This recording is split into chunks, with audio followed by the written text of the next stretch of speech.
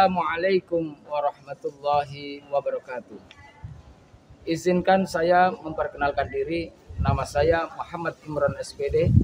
Nomor induk mahasiswa 2401103926810067. Saya mahasiswa PPG dalam jabatan tahun 2025. Program studi bimbingan dan konseling pada LPTK Universitas Negeri Surabaya. Hari ini, Rabu tanggal 27 Agustus 2025, saya akan melaksanakan praktek uji kinerja bimbingan konseling individu di Madrasah Aliyah Negeri 1 Madiun. Selamat menyaksikan. Terima kasih. Assalamualaikum warahmatullahi wabarakatuh.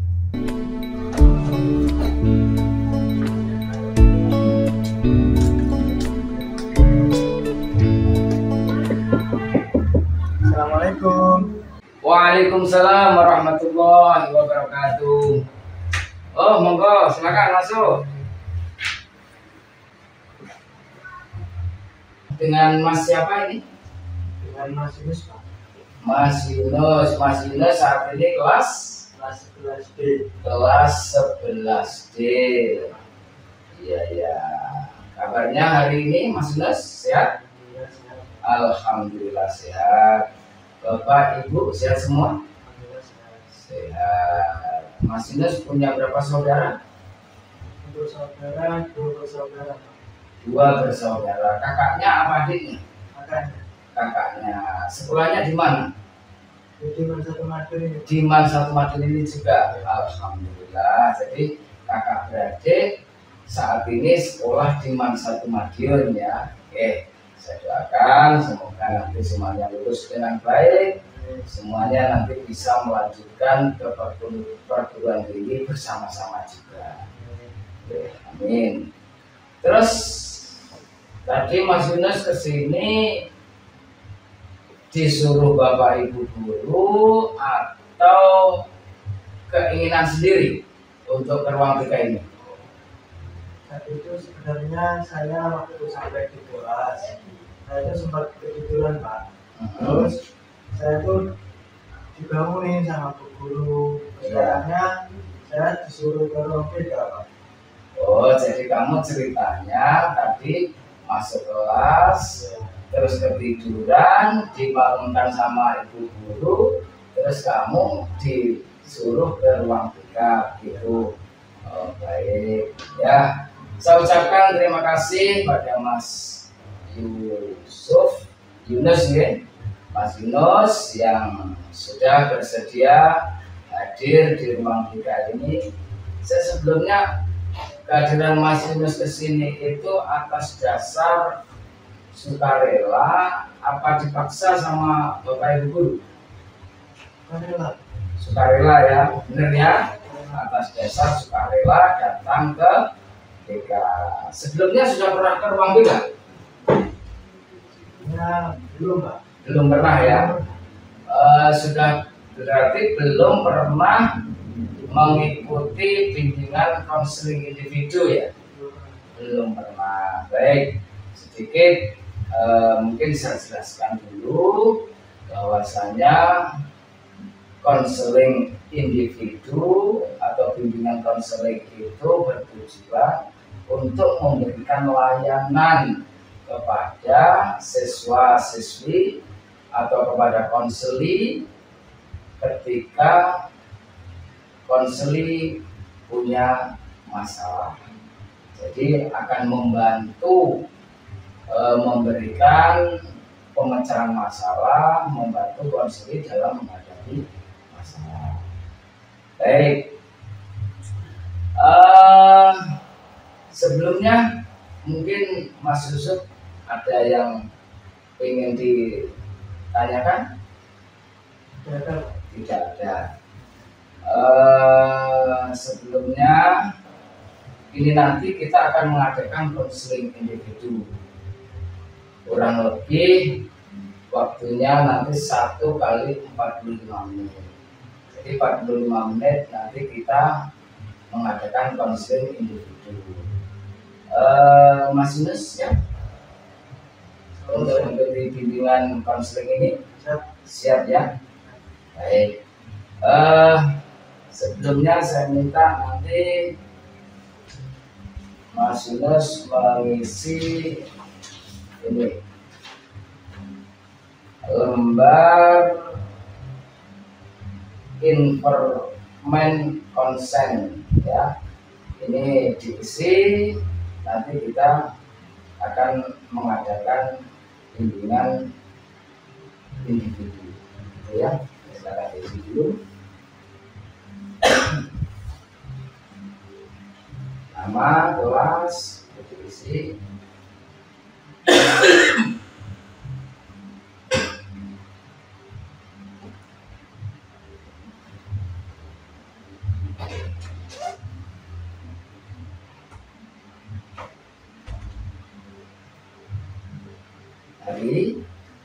Hari ini tanggal berapa?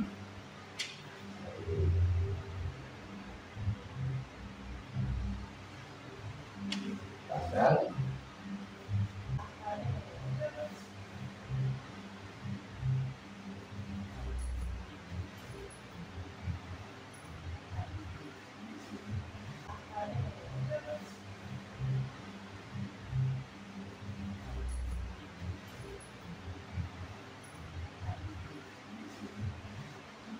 baik.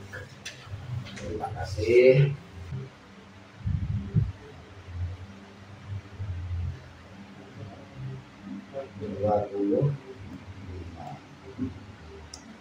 Agustus.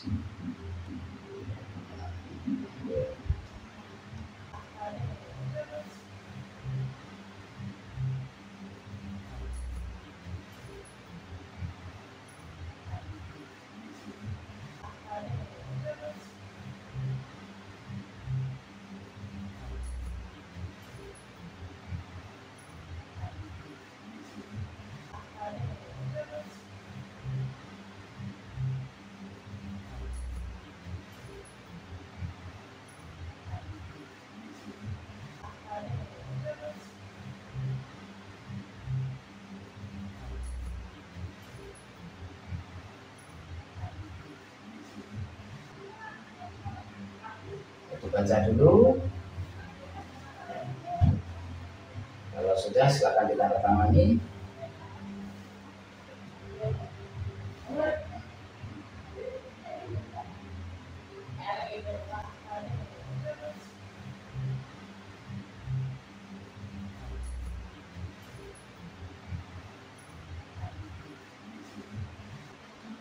Baik. Terima kasih. Ya, lembar informan konsen sudah diisi. Kita akan melaksanakan kegiatan bimbingan konseling individu. Terlebih dahulu mari kita berdoa ya, semoga bimbingan hari ini berjalan dengan lancar, baik, dan nanti semoga dengan adanya bimbingan individu ini kita akan menjadi lebih baik. Al-Fatihah.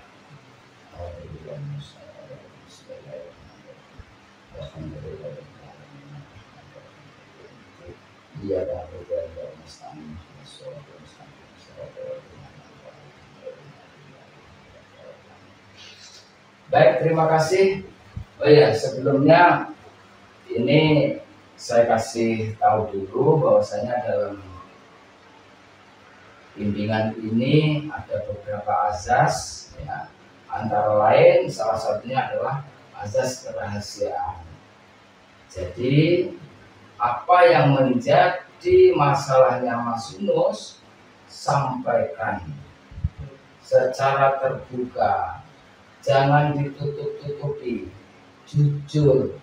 Apapun masalahnya sampaikan kepada Pak Guru ya.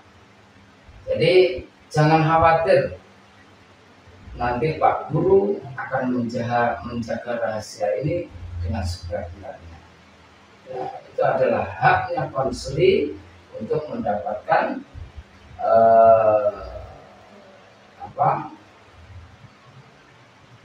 masalah-masalah yang dihadapi konsumen itu tidak sampai tersebar atau semua orang tahu, tidak. Jadi yang tahu hanya kita. Maka saya berharap nanti tidak usah menutup-nutupi masalah yang ada. Sampaikan saja apa adanya. Kemudian yang kedua, azas keterbukaan. Ya. Mas Yunus harus terbuka. Ya. Terbuka artinya ya apapun yang menjadi masalah sampaikan pada Pak Guru ya, agar semuanya nanti bisa terpecahkan, semuanya nanti bisa kita gali apa yang menjadi akar permasalahannya, dan insya Allah nanti kita sama-sama untuk mencari solusi, gitu ya. Baik. Terus ada asas kemandirian. Ya. Jadi beberapa asas ini memang yang harus dipegang oleh konselor atau guru BK. Baik, nanti ke depan selama 45 menit yang sudah kita sepakati tadi, kita akan mengadakan bimbingan konseling gitu ya. Oke, Mas Yunus, coba ceritakan kepada Pak Guru, kenapa kamu sampai ketiduran di kelas? Nah, kemudian juga laporan dari wali kelas itu Mas Yunus sering tidak masuk sekolah, apa betul? Betul. Ini di catatan BK, Mas Yunus ini sudah lebih dari 12 kali absen. Ya. Jadi kalau menurut hitungannya BK ini sudah melampaui batas absen. Ini dari wali kelas tadi melaporkan kepada BK bahwasanya Mas Yunus sudah 12 kali lebih absen. Kemudian laporan dari beberapa guru ini di dalam kelas sering tidur, betul nggak? Betul. Terus kelihatan kurang semangat dalam belajar, gitu. Berarti laporan dari Bapak Ibu guru semuanya sudah terkonfirmasi benar. Ya, ini masalah yang sedang dihadapi oleh Mas Yunus. Coba ceritakan. Nah, ceritakan kenapa kok sampai terjadi malas belajar, kemudian sampai bolos, kemudian sering ketiduran di kelas. Ini masalahnya apa? Coba ceritakan yang sebenarnya pada waktu. Silakan. Sebelumnya saya itu ikut kerja teman saya, Pak. Ya. Terus saya tuh gimana, Pak ya? Suka Pak dengan pekerjaan tersebut. Terus sehingga saya tidak sampai mikir gimana ya, Pak. Jadi kamu saat ini kerja sama teman kamu. Ya. Kerjanya di angkringan, pastinya malam ya itu. Ya, Pak. Jadi malam hari kamu ikut kerja. Ya. Terus kalau kamu kerja itu sampai jam berapa kalau malam biasanya? Untuk shift malam itu sampai jam 2, Pak. Sampai jam 2 malam. Jam 2 malam itu nanti belum bersih-bersihnya, kemudian merapikan barang dagangan, berarti kan kurang lebih setengah 3 baru pulang begitu ya. Dan itu setiap hari. Masya Allah. Terus padahal kamu kan masih kategori sekolah ya. Kok kamu minat kerja yang intinya kamu pengen dapat uang kan, pengen dapat uang saku lebih lah, kamu pengen dapat uang.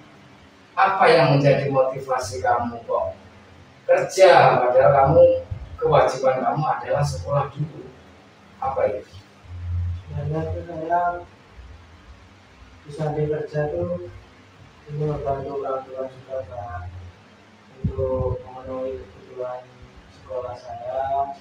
Terus saya tuh sebenarnya juga ingin beli HP baru, beli motor baru. Gitu. Jadi intinya kamu pengen membantu orang tua. Terus bapak kamu masih kerja ya? Masih bekerja? Kerjanya apa bapak? Karena itu ya saya berikan Pak, kalau misalnya ada kerja ya kerja, kalau ada ya kerja. Oh gitu. Ibu juga kerja? Itu Tidak kerja. Tapi sebenarnya kalau untuk kebutuhan sehari sebenarnya kalau tidak berlebihan cukup ya, cukup sebenarnya. Cuman kamu saja karena punya apa tadi, pengen HP, pengen kendaraan, akhirnya kamu juga ikut kerja gitu ya. Ya, Mas Yunus, sebenarnya niat kamu sudah mulia, tujuan kamu juga sudah baik, membantu orang tua, dan kamu juga masih muda, punya etos kerja dan mau bekerja. Itu sebenarnya luar biasa baik ya. Tapi ingat ya, ingat bahwasanya saat ini kewajiban kamu adalah belajar. Kamu adalah harus sekolah. Coba dampaknya kamu kan akan tahu nanti.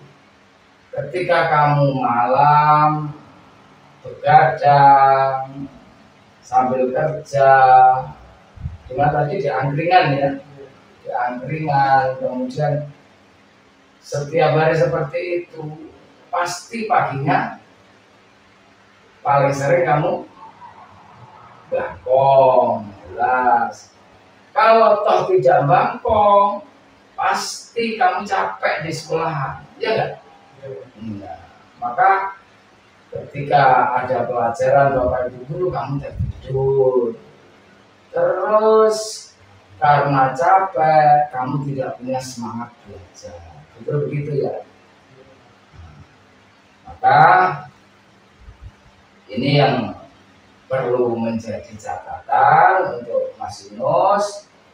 Coba kita pikir kembali. Tujuan seorang pelajar adalah belajar. Kamu punya cita-cita pengen melanjutkan kuliah kan? Punya.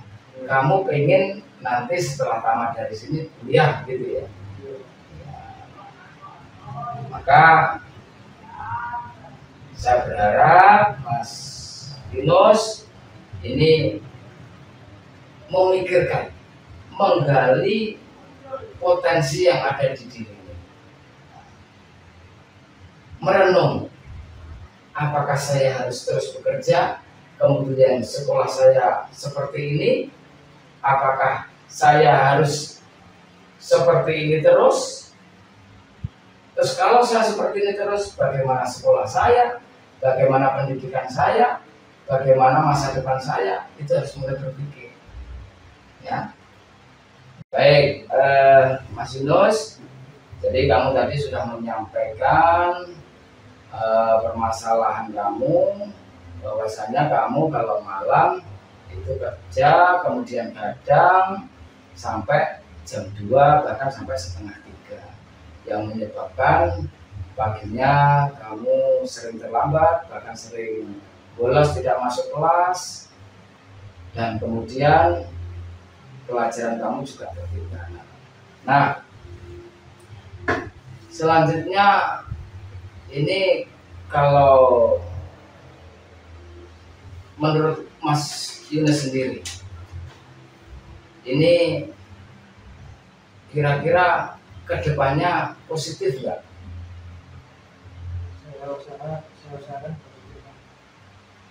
Saya usahakan positif. Nggak, artinya kalau Mas Yusuf jam kerja sampai jam 2 bahkan setengah 3, terus sekolahnya bolos, ini kira-kira menurut Mas Yunus perilaku yang positif apa enggak ini? Ya. Jadi ini termasuk kurang baik ya, karena tujuan dan kewajiban dari Mas Yunus adalah belajar, kan gitu. Terus kalau memang itu kurang baik, ya. Kalau menurut Pak Guru, niat dan apa yang dilakukan Mas Yunus itu sebenarnya sudah mulia, sudah baik. Satu, sudah memikirkan membantu orang tua, itu sudah mulia. Yang kedua, sudah berpikir mandiri untuk bekerja mendapatkan hasil, itu sebenarnya sudah bagus dan sudah luar biasa. Tapi ya, karena Mas Yusuf itu masih statusnya sekolah, masih pelajar, maka yang lebih wajib adalah sekolah, yang lebih wajib adalah belajar. Nah, ini seandainya Mas Yusuf ini bisa tetap kerja, tapi waktunya itu ditata, kira-kira bisa nggak? Bisa. Ini kerjanya ikut orang apa punya sendiri tuh? Ikut teman, oke. Jadi nanti begini ya, kamu sampaikan bahwasannya kamu bisa ikut kerja sampai maksimal jam 11. Misalkan setelah maghrib kamu mulai kerja angkringan gitu ya, kemudian selesai jam 11, itu coba bisa apa enggak. Kalau bisa, nanti Mas Yunus sebenarnya apa yang Mas Yunus lakukan ini sebenarnya mulia. Satu, karena sudah ikut membantu orang tua. Yang kedua, sudah punya niatan kerja untuk belajar mandiri. Ini sebenarnya pekerjaan yang sudah mulia. Tapi karena Mas Yunus ini sebagai seorang pelajar, maka tugas yang paling penting adalah belajar. Karena belajarnya Mas Yusuf ini untuk masa depan nanti, ya. Nah, kerja besok-besok masih bisa, tapi kalau belajar, kalau besok-besok nanti sudah tidak ada waktu lagi. Makanya silahkan, nggak apa-apa Mas Yunus tetap kerja, nggak apa-apa, tapi tolong waktunya ditata. Ya, waktunya ditata, misal mulai kerja dari maghrib, setelah maghrib, kemudian sampai ya maksimal jam 9 lah. Ya, masih ada waktu jam 7, 8, 9, 3 jam. Saya pikir cukup. Nah, dan nanti gajinya kecil Pak, tidak apa-apa. Sementara gaji kecil nggak apa-apa. Yang penting Mas Yunus bisa beraktivitas, bisa kerja, walaupun hasilnya tidak banyak. Tapi yang lebih penting adalah memikirkan kegiatan sekolahnya. Jam 9 selesai, setelah itu masih bisa belajar untuk persiapan besok. Kemudian pagi hari nanti keadaan bisa fresh, lebih semangat belajar, dan nanti untuk bolos itu kemungkinan sangat kecil. Kira-kira begitu menurut Mas Yunus masuk nggak? Masuk, Pak. Kira-kira kalau Mas Yunus ngomong sama temennya yang punya angkringan itu, kira-kira bisa diterima nggak? Ini saya bisa kasih. Oke, terima kasih ya. Jadi nanti sampaikan, ngomong saja terus terang bahwasanya kamu ya Cik tetap ingin kerja, tapi ya juga ingin tetap sekolahnya tidak terbelenggai. Ya. Maka usahakan ini kamu bisa mengatasi masalah ini. Jadi jam 9 itu sudah selesai, udah dilanjutkan belajar paling sampai jam 10. Nah, jangan lupa ibadahnya, sholatnya jangan sampai ditinggalkan ya. Jadi selain berusaha juga berdoa dan tetap ibadah, sholatnya jangan ditinggalkan. Setelah itu persiapan tidur jangan lupa untuk berdoa untuk persiapan besok, yaitu belajar di sekolah dengan semangat, giat dan penuh harapan dan menuju cita-cita yang kamu itu ya. Baik, Mas Yunus, dari apa yang kita bincangkan tadi, kira-kira Mas Yunus bisa mengambil kesimpulan? Bisa, Pak. Coba apa? Jadi saya akan merubah cara pola pikir saya, dan saya akan merubah sikap saya untuk lebih giat bersekolah dan lebih bersemangat sekolah, menata waktu, karena waktu juga tidak akan bolos lagi. Jadi kerja ya tetap, kemudian sekolah ya tetap, sama-sama jalannya, karena sama-sama mulianya. Niat kamu kerja membantu orang tua, kemudian kamu sekolah untuk masa depan kamu, gitu ya. Disampaikan pesan dan pesan Mas Yunus selama kita bimbingan konseling individu ini. Baik, Pak.